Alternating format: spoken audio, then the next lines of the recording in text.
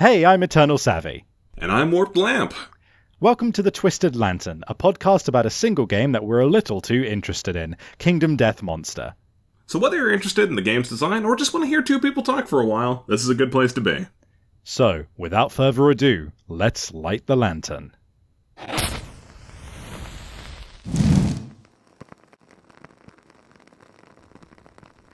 Excellent, and welcome to episode 5. This is going to be somewhat of a lead-in from the last episode. It is, and in that same vein, this is the same recording session as the last episode, so if you gave us angry feedback on the last one, we haven't seen it yet.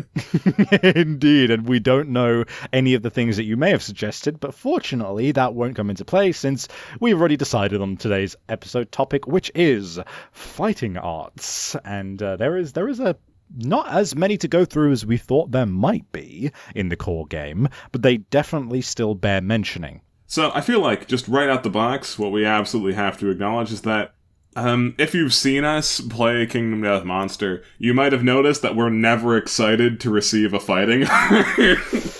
Yeah, I mean, there's a number of reasons for that, so we'll run through that before we run through fighting arts in and of themselves. So, the points at which you pick up fighting arts is whenever you get an age milestone for your character. And here's the thing about age milestones, is that when you reach them, you roll on a table, and there's a number of different benefits. But the most common one is fighting arts. Now, fighting arts are a boon, but there's a lot more on those tables which are far more preferable. Yeah, I know. Generally, you can get, like, stats or... No, that's really the one. Stats. That's what you want. And it is unfortunately somewhat disheartening how uncommon it is to get some of the stats. Like, if you roll real well, you could get, like, extra accuracy or extra evasion, and I think we've made it perfectly clear how much we like evasion. But, regardless, the most common range, which is the, 7 through 14 on rolls, is you draw a random fighting art. And that's the other side of why we're not massively keen on fighting arts, is that you're not gonna get what you want most of the time. Yeah, there's plenty of good fighting arts, do not get us wrong. We've even made our small little personal tier list here, which we'll get into. But generally speaking, we made quite a point to mention in the last episode that agency is quite the powerful thing. And when you draw a fighting art, you have no agency whatsoever. Yeah, I mean, it's one of those instances where you just draw the card and you just hope. There is, for a random set of cards, they are almost all about specific situations or circumstances. Now, granted, in most situations, the intention is that the fighting art that you pick up sort of dictates what you are going to start gearing that character towards, because you won't have had any kind of weapon specialization or proficiency by that point, because when you pick up the fighting art is when you can start specializing. So for the most part, the idea of them is being a bad thing is minimized by them trying... Go ahead. But the bad news part of it is that the later you get, the more likely you are to have gotten an amount of fighting arts that you like, which you can only ever have 3 of these bad boys. So if you get a set that you really like, and then you have another fighting art drawn, well...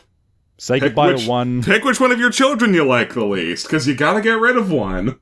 Not to mention that, like, the later the milestone you get to, the worse it is to roll that fighting art. They mitigate it to some degree. I think on, like, the last 2 age milestones, they severely, like, make the range of fighting art rolls far, far smaller. But we've had situations where, like, we roll a 4th fucking fighting art on their 3rd age milestone. We got so few stat boosts and stabilization. It was miserable. Yeah, and not to mention as well that, like, when they are so ephemeral, when they can just kind of come and go just because you got too many of them, it's hard to get excited about. Yeah, like, put it this way. weapon specializations feel more like a story, like a story that you're creating about your character. Fighting arts just feel like, like I just they shouldn't just be a random thing. In my opinion, because a fighting art implies that you've been training. You know, it implies that it doesn't feel like a fighting art should be something that you just randomly thought of. It should be something that you've worked towards, and there are ways to determine which ones you get, but... Now, it does sound like what you're describing there, Savvy, are secret fighting arts that actually have some sort of story weight to them, and are generally, like, pretty cool and really damn good, and sometimes really hard to get your hands on, and we're not talking about those. Yeah, like, I would say we infinitely prefer secret fighting arts. Granted, that's obvious, because they are designed to be fucking dope on every front. That being said, I don't want to make it seem like we're shitting on fighting arts. However, we are probably going to open up by shitting on our least favorite fighting arts. Yeah, that's unavoidable. Fighting arts are still nice. Don't get me wrong. They can color a character in terms of how they're used and what role they fulfill. So, you know what? They have their place. I like them overall. But I just don't welcome the shitty ones. Speaking of shitty ones, we have a tier list here. Let's start at the bottom. Let's start at the very bottom, sitting alone in its own tier of, how do we do this? A, B, C, D, E, F? Yeah, sitting all alone, all by itself in F tier is Last Man Standing. Quite fitting that it should be by itself. Last Man Standing sounds dope. It is, however, dependent on you being the last man standing. Yep, when you're the only survivor on the showdown board, you cannot gain bleeding tokens or be knocked down. So it might sound like, oh, I'm invincible, right? Wrong. Because generally what kills you is not bleeding tokens, but the severe injury tables. And it doesn't protect you from that, not one bit. Like, let's be real here. The situation in which you have one man left is a situation wherein they have likely been beaten to a goddamn pulp already and have very little of their armor left. They have, guess what? No other allies, and they are the only target on the board for the monster. If Last Man Standing is procced, you're fucked. We simply cannot approve of Last Man Standing. This is always a disappointment. It is a trash pull in the worst way. Don't get me wrong. We've had some cool moments where the last man standing does something cool, and it is unequivocally never because they have the last man standing fighting art. I mean, it's not even something you could control. Like, you just have to hope that the guy with the last man standing fighting art is the last man standing. Bad. Next up in E tier.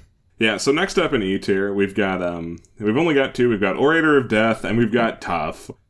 So, Orator of Death, although it does do something when you are not dead, you can spend an action to give all non-death survivors 2 insanity once per showdown, which is fine. Its primary feature is that when you die, I like how it says when you die, not if you die, when you die. You can encourage all of the survivors with your last words. This is not good. Ugh. Because if you die and nobody is knocked down, it doesn't do anything. I would say the only good thing about Orator of Death, and you know what, and Last Man Standing as a result as well, is that it acts as a very good fighting art to get rid of if you need to get rid of one. It also is given to you for free with the first settlement event, with the first timeline event, rather. So it's just an unwelcome pull. Yeah. Tough, we might be, I will admit, we might be being needlessly harsh to Tough, because it does give you +1 on your severe injury table results, but if you roll a 1, it doesn't count, so... Not really doing that much at that point. Like, not rolling, like, that's what I want to try and avoid, you know? Is those ones, and I will admit, the +1 doesn't really change anything if you're rolling that badly, but there are circumstances where you might have more than a +1.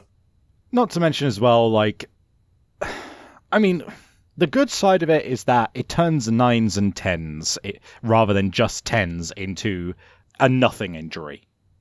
But it's just one of those ones where it's like, man, I don't want to be putting myself in this situation to begin with. It's nice to have, but... I just always prefer something else. Yeah, the Last Man Standing, Orator of Death, and Tough, pretty much equivalent. Just when we draw them, we're never that happy. It's just, eh. Yeah, no, maybe in actual effectiveness, we should bump Tough up. But in the matter, in strictly ranking it on how much joy we feel when we see it, it is exactly where it belongs. Yeah, it is at best E+ tier. E+ at best. What does E+ mean? I don't know. It's still a fail, is what it is. Now, as we said in our previous episode as well, we're going to try and actually like sprinkle in our own personal experiences with these. There's a reason we've just run through these ones without any personal experiences. Because we don't like them.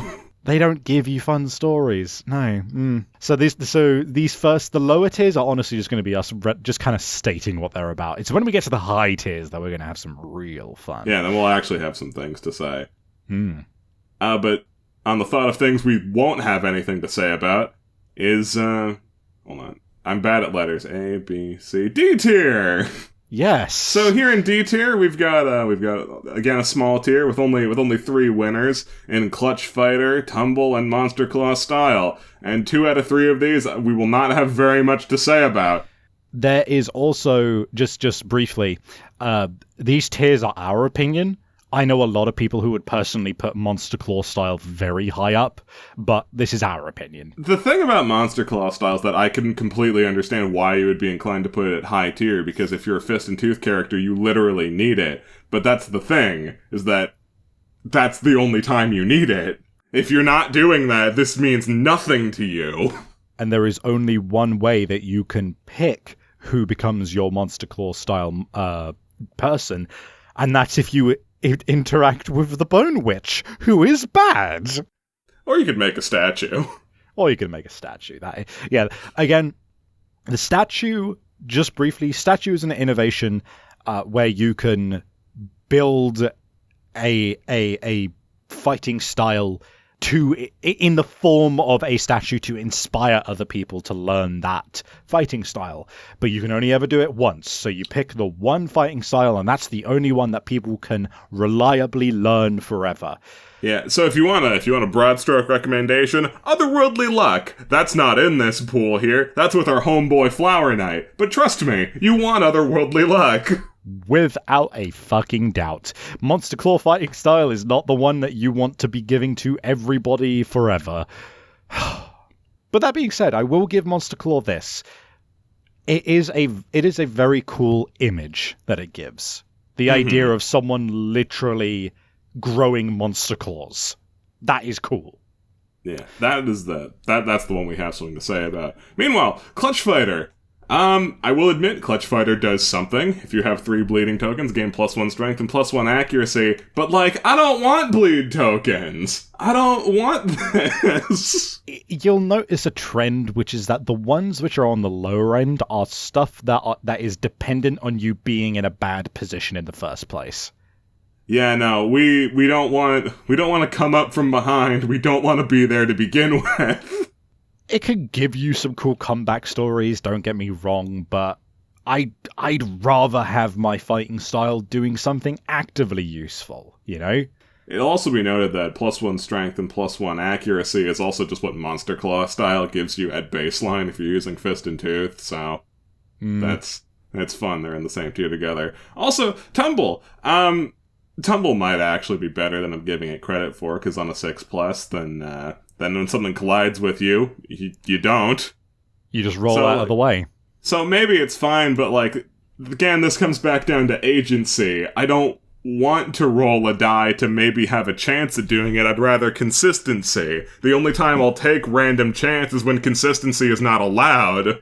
Like when you're dealing with the spear specialization on traps, like, I'll take that because you don't have another option. Here we have another option.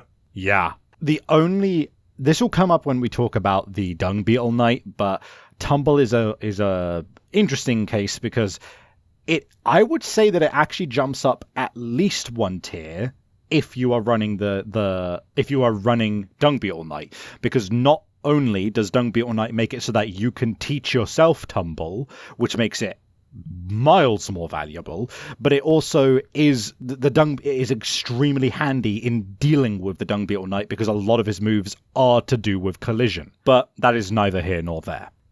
Now we get to a more interesting tier, C tier, where there's actually some shit to say.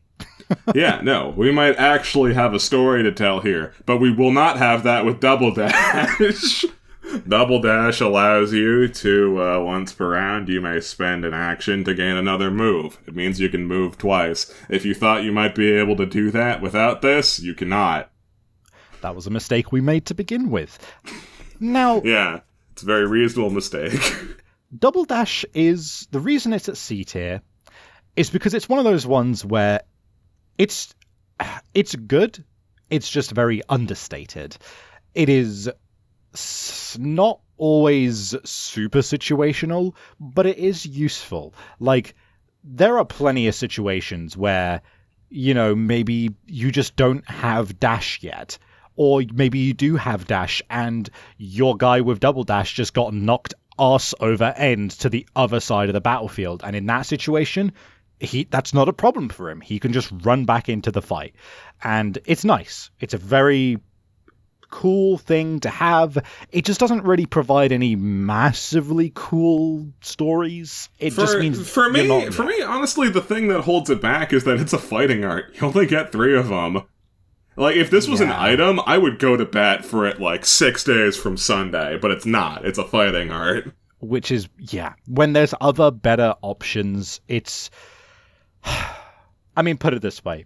It's one of the ones that's going to get replaced pretty easily if you draw something better. Yeah, like, there's times where, like, not having it, you'll really feel it, but, like, you'll live. Yeah. I'll roll into the other understated one, which is Crazed. On a perfect hit, gain an insanity.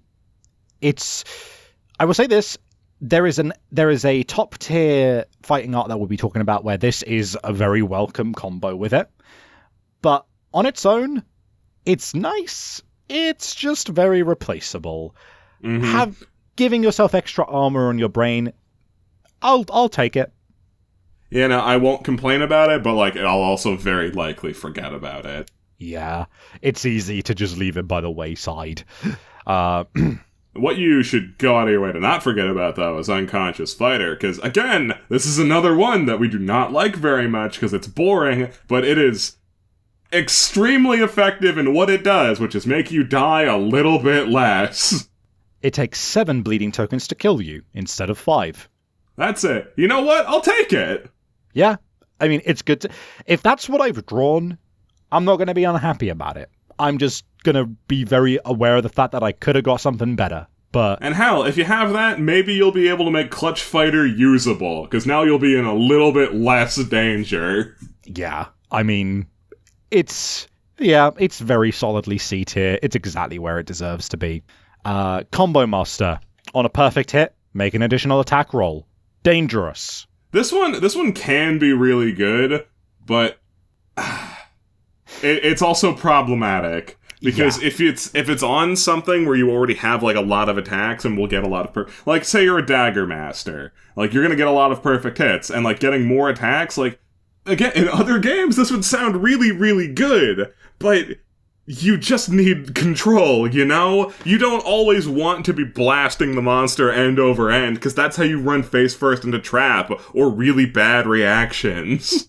It immediately sounds like it should be an A tier, but speed is the most give and take stat that you can deal with, and we have on more than one occasions been fucked by the final card that we've drawn, or in the case of Combo Master, the additional card. And I will state this clarification.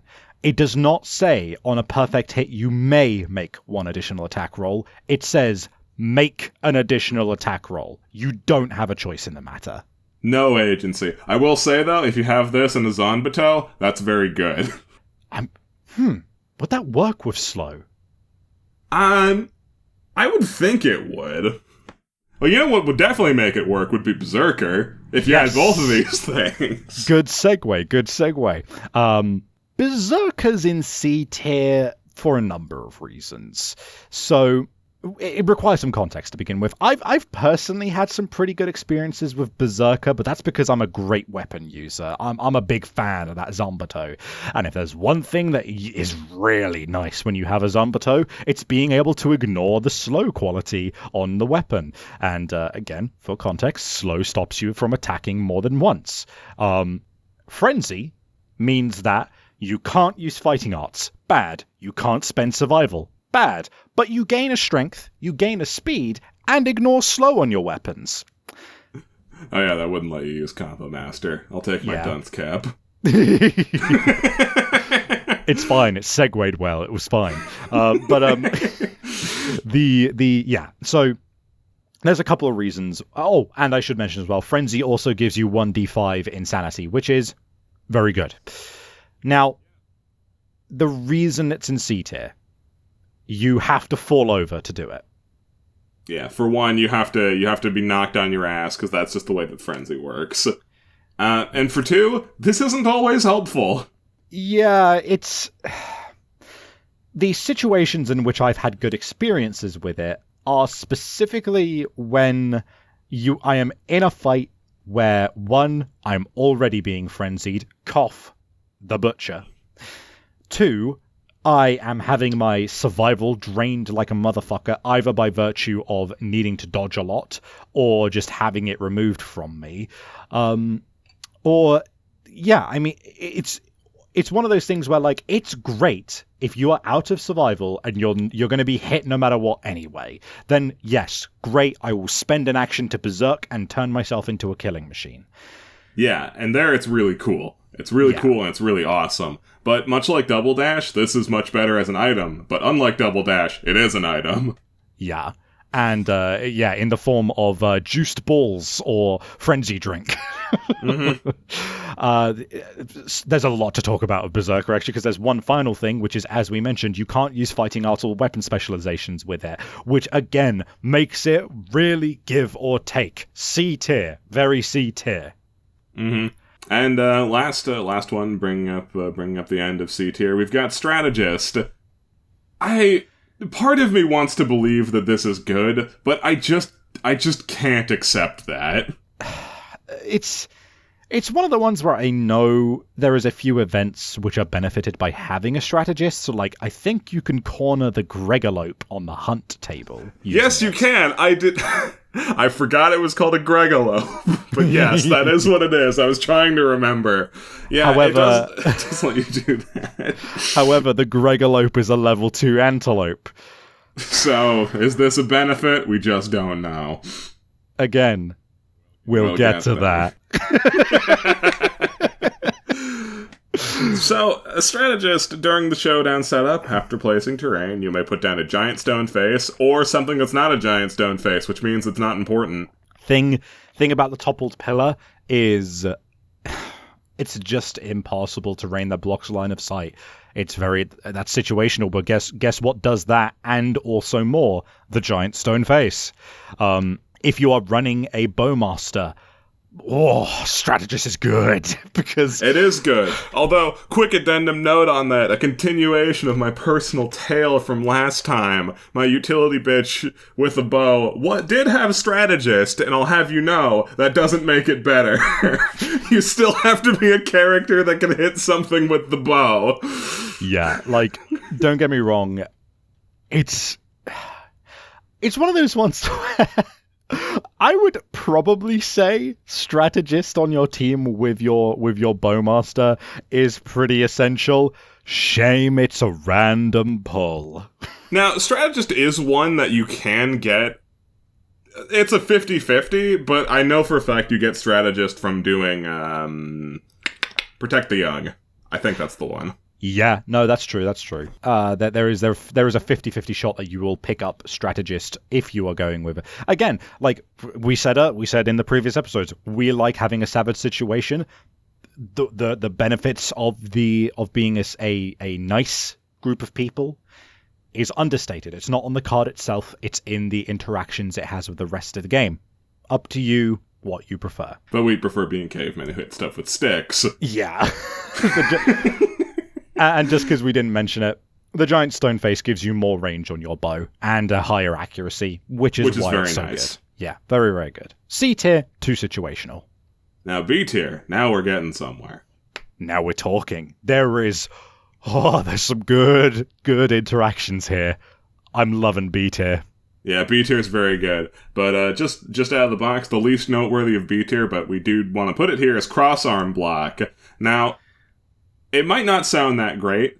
Whenever you are hit, after locations are rolled, you may change one result to the arm's hit location. That doesn't sound very good, but it is, because again, agency. If you can make it so you were hitting the arms, it means you weren't hitting the head. Yeah. Again, I mean, Lamp has nailed it. She very acutely assessed that it's about agency. Options which give you more options are the ones you want to pick up. If you have the ability to choose what is happening to you, you want that option. And if you don't want to be hit in the head because it's the one location that is the most deadly and doesn't have a lightly injured state. It always knocks you down if you don't have armor on it. So that amount of control, very good. Yeah, and also it gives you the cool thing where, like, if you don't have much armor, you end up being like, oh, hey, cool, we just got some gauntlets. Yeah, let's have this one dude with some cool gauntlets on. Now, I will note, I don't think. Now, I'm just gonna check here real quick. Mm-hmm. So, it does not say that you need arms to use cross-arm block. If you lose both your arms, you can't activate weapons, but it doesn't say you can't use cross-arm block. So, consider that. Oh my god, I never realized that. That's fucking hysterical. If someone says I'm wrong, I'll believe you, but I really don't want to be. do you know what it is at that point? At that point, you have JoJo level controls over your luck, which means you always get hit in the shoulder.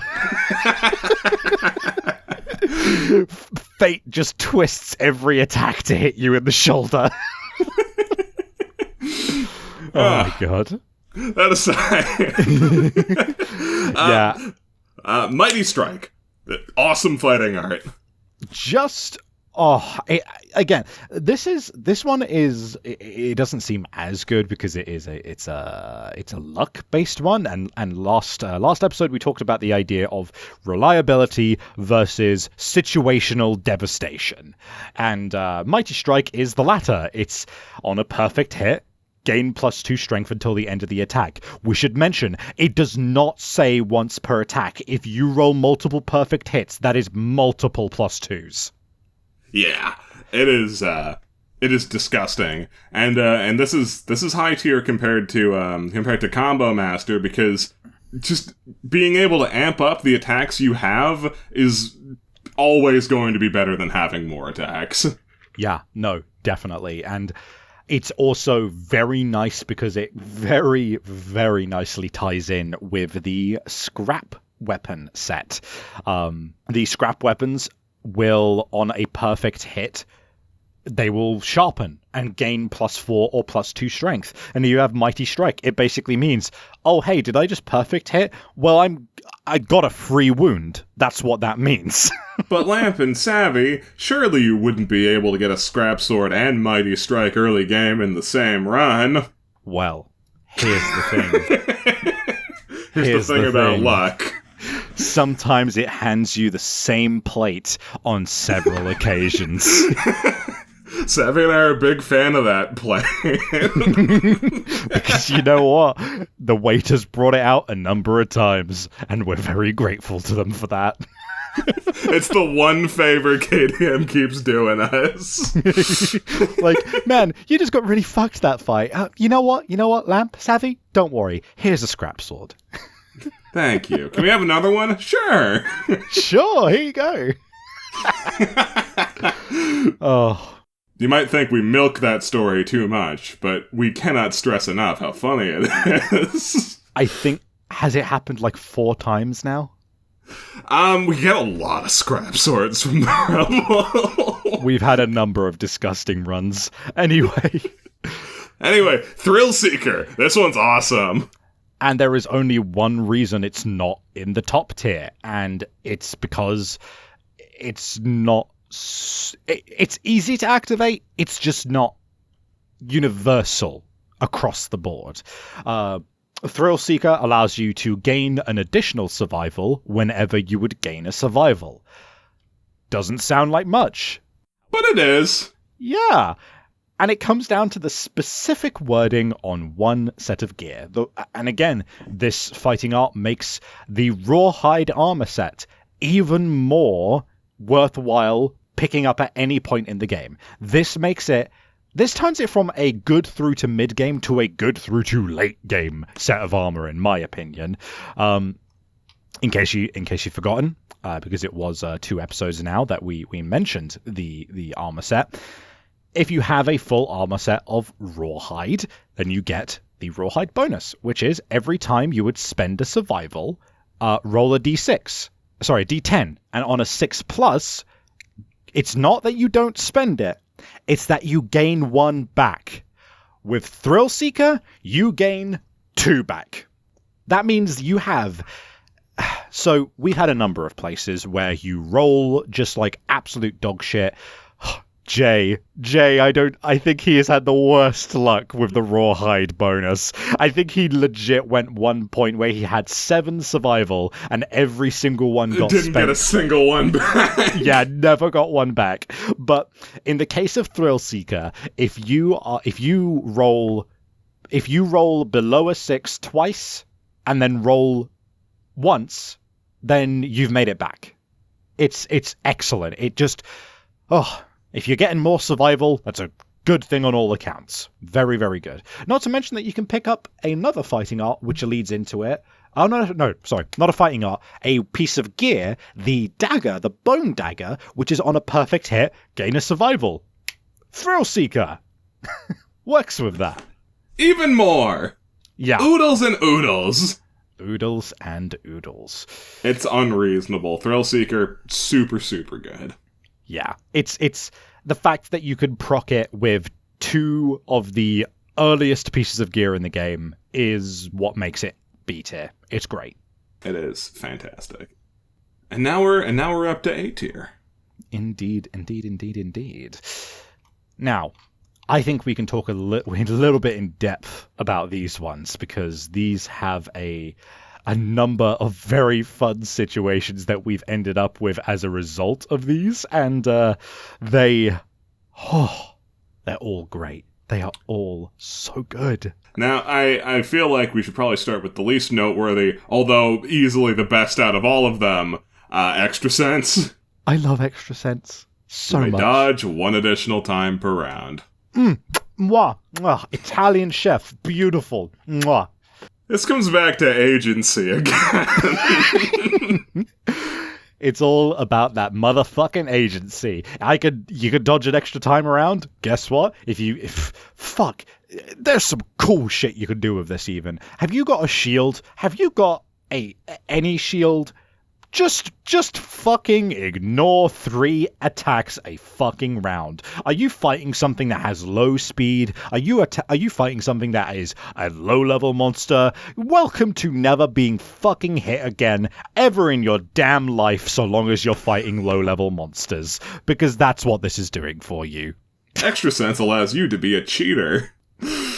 Those monsters will not stand a goddamn chance. And as we've stated, we like the options that let us cheat legitimately. It's so good. It's like the game's letting you win, but you feel like you did it by being luckier than them. Oh, man. extra sense. I lose my shit every time I draw it. It's so good. It is so good. The next understated one that I think we want to talk about is actually, what do you think? Rhythm Chaser or Leader? I would say Leader. Yeah, it's Leader. Leader's very wordy, and it initially doesn't seem like that big of a deal, but the place where it really comes into its own is in the mid game, i.e. when you're hunting level 2 creatures and above. It's so freaking welcome. And if anything, I would say it actually lets you get to mid-game a little bit earlier, actually. Yeah, no, it does. Under the right circumstances, you would be able to cheese your way into... Because, I'm sorry, we didn't say what it does. So, first and foremost, if you encourage a survivor to gain +1 speed token till the end of the round. Whatever. However, once per hunt phase... if you're a leader, you may inspire another survivor, and they can use your understanding and courage to resolve a hunt or story event. This is really good. Now, granted, you do have to have good courage or good understanding in order to make good use of this, like at all. And if you pointed that out, I'd be very willing to be like, yes, that is completely reasonable. If you don't think this is very valuable because of that, I would not blame you. However, we've played enough of this game to understand exactly how valuable courage and understanding can be in niche situations. Not to mention as well that the fact that it states that it can let you do it for either understanding or courage is incredibly useful, because if you're running a civil civilization, then you're going to be gaining understanding like no tomorrow. And if you're running a savage civilization, you're going to be gaining courage like there's no tomorrow. So it's useful for either type of situation and civilization, rather. Mm-hmm. But importantly, the thing that lets you cheat getting into mid game a little bit sooner is that it lets you scooch on past overwhelming darkness just a little bit easier if your leader can walk the path of the brave. Yeah, I mean, because overwhelming darkness, if you don't have, I believe it's Path of the Brave or the normal one, I forget which one it is. And it's highly likely that you're probably going to have an insane survivor as well. Then you are running a very high chance of not just getting a severe stat debuff, possibly permanently. There is a very high chance that you could die before you get to the second level monster.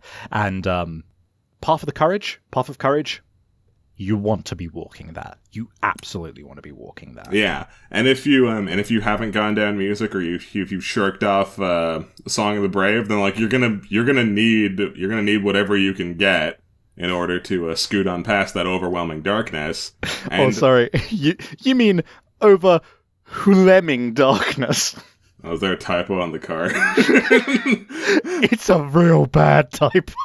Oh, wow, yeah. Overwhelming. Ooh, boy.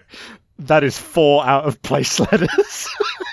That's over HWLE Meng. Oh, boy. Hey, it's gonna happen. It's gonna happen somewhere. But yeah, leader, we value it quite a bit. If you don't, completely reasonable. Yeah, no, this is one of those ones where, like, in the same way that I could understand if you were placing, say, strategist or monster claw a bit higher, I can understand you putting leader a little lower if your personal experiences have led you to not gain much understanding or courage. Mm-hmm. Rhythm Chaser is just very good because it gives you an evasion token on arrival. And not only so normally the downside of Rhythm Chaser is that you are going to lose that evasion token if you are knocked down, which is not super great, because that's going to happen one way or another. You're going to be in a fight and someone's going to get knocked over. It's very common. But, again, agency is what makes this good. If you have an instrument in your gear grid, you don't lose the tokens when you get knocked down. I can't state how fucking good evasion is. It's really good. You might be inclined to be one evasion. That doesn't really sound that great. weren't you saying before how having something in the form of an item is better? Yes, you're absolutely right. But you can have the item and this. That makes it great. Evasion's so good. The only thing that makes it on the lower end of top tier is the fact that you can't have heavy gear in your grid. But frankly, there's not that much heavy gear. It's fine. Yeah, and like if you come to a point where you need heavy gear, you're gonna get another fighting art anyway. Like you can replace it. Yeah, exactly. It's a way to get evasion. That's what it is. Yeah, no. We value evasion just a whole ton. Next, I'm gonna say Timeless Eye. As would I. Yeah. As would you. So, Timeless Eye is not super interesting, I will admit, but your attack roll is a perfect hit on the result of a 9 or a 10. Which combos into so much. I'm sure by this point you've heard the number of times we've said the phrase perfect hit. It comes up a lot. There's lots of weapons that have bonuses that proc on perfect hits. There's lots of fighting arts that proc on perfect hits. 9-10, it's basically just extended crit range for your perfect hits. It's really, really, really, really helpful. Yeah, so remember how, like, when you play MMOs, or you play, say, League of Legends, or any MOBA, or anything where there is a crit system of any kind, what's the one thing you do when you're building a crit build? You want to widen that fucking crit range. And that's what this does. And it's just beautiful. Like, let's in a perfect world, let's say that you've got Timeless Eye, Mighty Strike, and let's say you're wielding a dagger with, should we say Thrill Seeker or Crazed?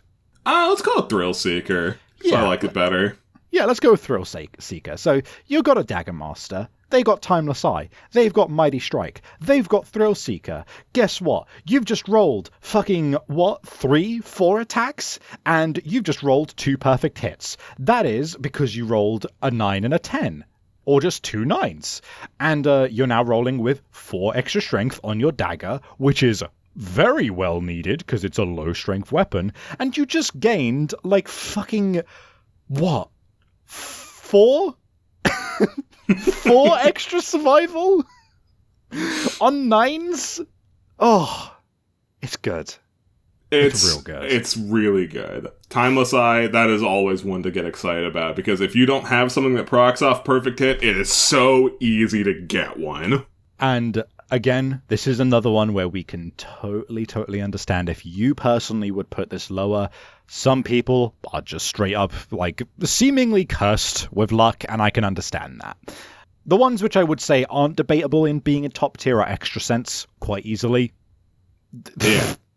Extra Sense, and our last one to talk about, which is far and away my favorite fighting art, is Ambidextrous. It is. Holy shit, is this a stupid fighting art. I love this so much. It is so fucking fun.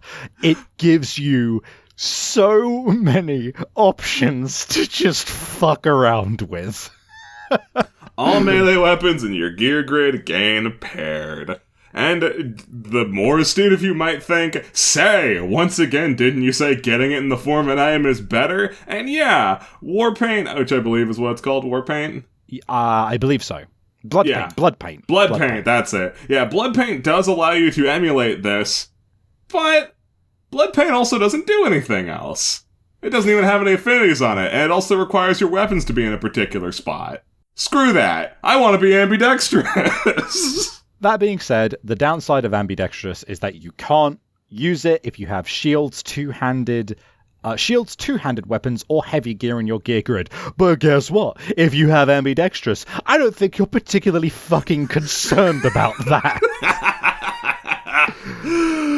Oh, you can do so many unreasonable things with ambidextrous. The world is your oyster. Not to mention, it doesn't state you need 2 arms for it.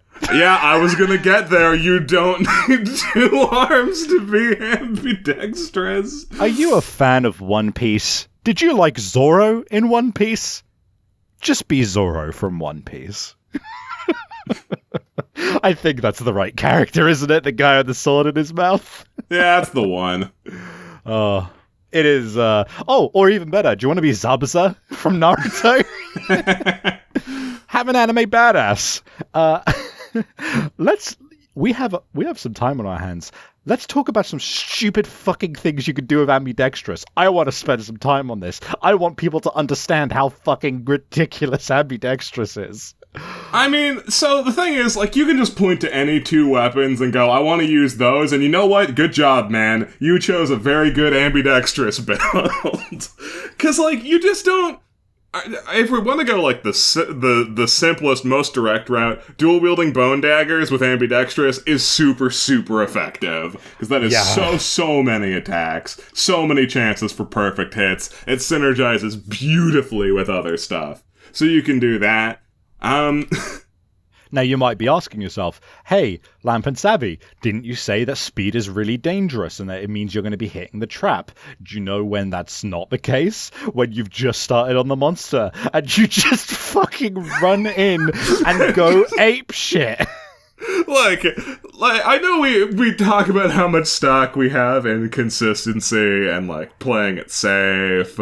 And having more speed is not necessarily a good thing, but like literally all of these points of common sense exit my brain as soon as you receive a character who's ambidextrous. I want to hit him a bunch, and I'm gonna. If we have a character who is ambidextrous and wounding 2 daggers, we are not expecting them to survive. No, we're expecting them to blow up the monster, and they will.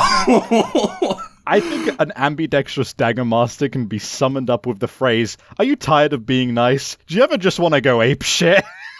Yeah, absolutely. And like, you don't even have to stop at like bone daggers. You could just run up the line. Anything made of scrap, that's gonna be a beautiful fit. The scrap daggers are just really, really nice. Just have you ever picked up a weapon and wanted to do more? I bet. It makes me want to gag how fucking disgusting 2 scrap swords on ambidextrous is. Oh, I mean... You want to be a fucking moron? Why don't you dual wield whistling maces? See where that gets you. Do you want to hit yourself in the nuts real bad? Like a lot? like a lot of times?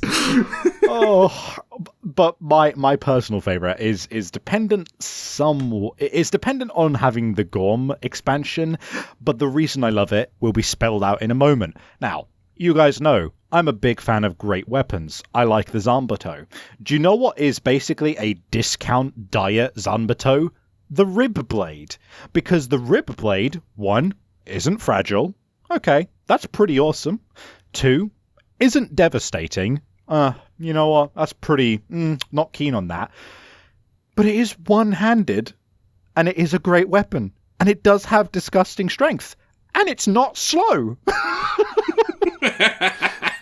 So I'm running in there with 2 fucking rib blades. See, now you're coming in there with your eyes on the reasonable target of dual rib blades. Me? Oh, I got my eyes on twin black swords. Oh my god. Oh, it's so gross. It's so disgusting. It's so... it's delicious. I want to... Twin black swords is a highly illegal run. Do not attempt. You will not receive, you will not succeed. I dream of the twin black swords run. Oh, I feel like we need to give some context to this. I know it's not the Gorm episode, but humorous. Humorous on the black sword for a moment. Oh my god, let me... Yeah, I gotta go get it. I gotta go get it, but man... Hey man, you wanna play KDM again? I want to try another meme run. We're not gonna get it, but like maybe we will. So let's spell out why we love... Ah shit, it's heavy. Oh no! No, damn. Does it work with blood paint though? That's it, it's blood paint. That's how you do it. Oh, we got so ahead of ourselves. Sorry. Okay, clarification. You cannot Black Sword meme run with ambidextrous. You do it with blood paint. And I don't fucking care that this is the now this is officially completely the wrong time to bring it up. But we're gonna bring it up because we're morons, and we really want to talk about it. The black... Like... God, how fucking irrelevant this is. Not only does it have... Not only is it not the Gorm episode, not only is it not the Antelope episode, not only is it not... But it is also not the fucking... It is the fucking fighting art episode, which this is not about. But we really want to talk about it, because I reminded myself of it. So... We'll just be as brief as possible. The Black Sword is a weapon. It is gratuitously annoying to receive even one of them. The notion that you could receive two is laughable. But if for some reason you did receive two of them, and put them on the same grid as someone with blood paint, then you would be able to have a 6-speed weapon that has 20 strength. And has a motherfucking 50% chance, more than 50% chance to hit on every single one of its attacks. And on perfect hits, you gain survival back. And you're running a sword master. It's not 20 strength, it's 30. Yeah, if you are a sword master, the strength is bumped up to 30. So 6 speed with Jesus Christ. We call it the Black Sword meme run. It is... If you manage it... Oh. Then, good job. You've won Kingdom Death Monster, and the game will now be gunning for your anime badass. That's why... that's the real reason why we're putting this information here instead of somewhere else. To trick the game. It's not listening right now. So maybe it will let us one day. Maybe it'll let us. Oh my god, we got excited there. What's a more reasonable thing that you can actually do with ambidextrous? A more reasonable thing you could actually do is I could point at something specific, but I really don't have to.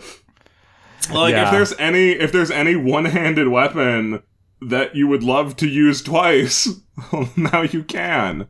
As long as it doesn't have, the slow qualifier on it, then, you can do whatever. You want to dual-wield whips? Sure, man, fuck it. Yeah, I mean, we nearly had that once. I was really annoyed, actually, because, we got a character who got ambidextrous, was wielding whips, and got to whip master, of all things, and we were in a position to craft 2 hunter's whips, which are actually useful weapons. And then the gods of KDM saw fit to strike them down in their prime and give them not blindness, but -8 accuracy. Fuck Bone Witch. This is a call-out post on Bone Witch. Go fuck yourself. Yeah, man, she's not relevant today either, but fuck Bone Witch. They made her nicer, but still fuck her. Oh, so... I think... What were we talking about? Fighting arts? Yeah, something like that. Alright, I think last thing... that we do have a bit of time. Last considerations for just funny or interesting combos or just characters we had affinity towards because of their fighting arts. So I can't remember the character in question, but I do remember that when we fought Lion Knight, cross-arm block was instrumental to us just not completely eating it. Yeah, no, it was. I think they ended up losing an arm as a result of it, but it was worth it because we did end up defeating level 3 Lion Knight for our confetti popper of a reward. God, it wasn't even that. It was like a confetti popper that didn't have any confetti left in it, so it just popped. Our damp confetti... Our damp confetti popper of a reward. The other character I was a fan of was actually your utility strategist, Darius. He was cool. I liked him. Oh, was that Darius? I'm pretty sure that was Pos. It was possibly Dashing who was the strategist. Oh, you're right. Yes, Darius I think got something that was really conducive to him using a spear, If I'm Yeah, not no, mistaken. Darius was just like a really good guy who had like 1,000,000 strength. Yeah, Pos was pretty cool because we haven't really gone over disorders, and I don't know if we're ever going to take the time to. But there is a disorder in there that is immortal, which doesn't sound like a disorder. But she had that too, which was pretty cool. Would have been better on somebody else, but no, she had a lot of cool traits. Yeah, absolutely. I think the only character I would like to bring up of my own was CU. Oh, the tragedy of CU. The tragedy of CU. So I'm a big fan of Vocaloid, and CU is my favorite Vocaloid. And in every occasion that I have attempted to make CU in Kingdom Death Monster, I have been struck down for my hubris, and I have been told, why are you getting attached to a character that you've just made? Why did you name them CU? Guess what? She's dead. And then I go, no, I'm going to cheat and make her live. And then it keeps killing her, and then I eventually brute force my way into her, and by brute force I mean I cheat my way into her being a fucking grand weapon master, at which point the game goes, no, you cheated, she's lost a leg, she's useless, stop. Poor CU. Don't name your survivors after characters. Did that happen to her in Lion Night, or did that happen on Dung Beetle Night? That was Lion Night.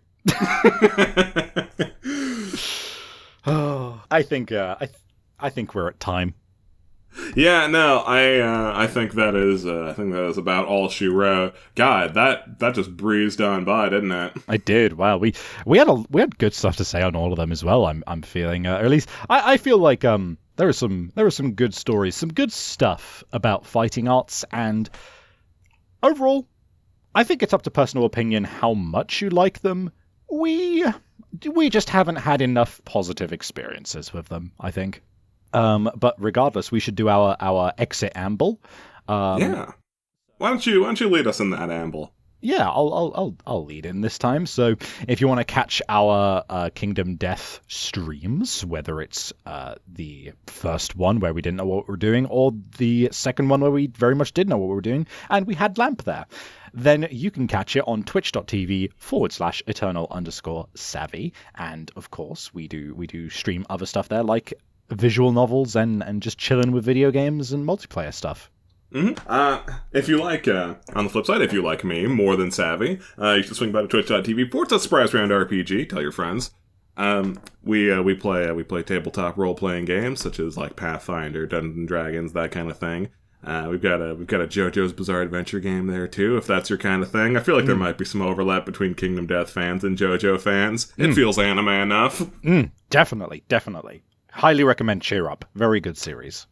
Yeah, I'm pretty proud of it. But that's about all I have to promote for myself. So at the time of recording this, I don't know how true this will be in the future, but at the time of recording, She-Hero6, the person who did the lovely banner for us, is currently taking commissions. Maybe in the future she is as well. She does quite frequently, so it doesn't hurt to check up. You can find her at She-Hero6, the number, not the word, She-Hero6.tumblr.com. And yeah, no, you can find her commission info. She does excellent work. Highly recommend her. And the links are in the description as per the usual.